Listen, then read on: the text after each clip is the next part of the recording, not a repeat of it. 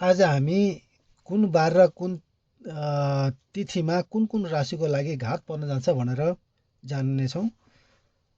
अब यहाँ 12 राशिहरू भए मेष, वृष, मिथुन, कर्क, सिंह, कन्या, तुला, वृश्चिक, धनु, मकर, कुम्भ, मीन। यी 12 राशि भएका व्यक्तिहरूलाई कुन बार र कुन तिथिमा घात पर्छ अर्थात् अशुभ रहन्छ, कुनै नयाँ काम थालनी गर्दा ध्यान दिनुपर्छ भन्ने कुरा यस भिडियोबाट थाहा हुनेछ। यदि मेष राशि तपाईँको छ भने तपाईँको लागि बारघातमा आइतबार घात पर्छ र तपाईँको तिथि घात भनेको 1, 6, 11 अर्थात् प्रतिपदा, खष्टी र एकादशी यी घातबार मानिन्छन्। यदि वृष राशि हो तपाईँको भने तपाईँको लागि शनिबार घात पर्छ र तिथि भनेका 5, 10, 15 अर्थात् पञ्चमी, दशमी र पूर्णिमा यी तिथि घात भनेर बताइयो। त्यस्तै गरेर मिथुन यदि तपाईँको राशि हो भने सोमबार घात पर्छ र तिथिमा 2, 7, 12 अर्थात् द्वितीया, सप्तमी र द्वादशी यी घात पर्न जान्छन्। कर्कट राशि हो भने बुधबार घात पर्छ र तिथि घात कर्कट राशिको लागि त्यही नै हो, 2, 7, 12 अर्थात् द्वितीया, सप्तमी र द्वादशी। यदि सिंह राशि हो भने शनिबार घात पर्छ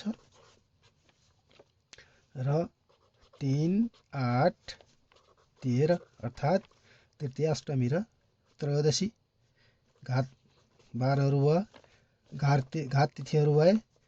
कन्या राशिको लागि शनिबार घात पर्छ। सिंह र कन्याको लागि शनिबार घात पर्छ र तिथि घात भनेको 5, 10, 15 पञ्चमी, दशमी र पूर्णिमा यी घात तिथिहरू भए। तुला राशिको लागि गुरुबार अर्थात् बृहस्पतिबार घात पर्छ र 4, 9, 14 चौथी, नवमी र चतुर्दशी घात पर्छन्। शुभ कार्य थालनी नगर्नु। यदि वृश्चिक राशि हो भने शुक्रबार घात पर्छ। तिथि घात भनेका 1, 6, 11 प्रतिपदा, खष्टी र एकादशी यी घात तिथिहरू। धनु राशिको लागि शुक्रबार घात पर्छ, शुक्रबारै घात पर्छ र तिथि घात भनेका 3, 8, 13 तृतीया, अष्टमी र त्रयोदशी यी घात बारहरू भए। मकर राशिको लागि मङ्गलबार घात पर्छ, मङ्गलबार र तिथिहरूमा 4, 9, 14 यी घात तिथिहरू भए। चौथी, नवमी र चतुर्दशी।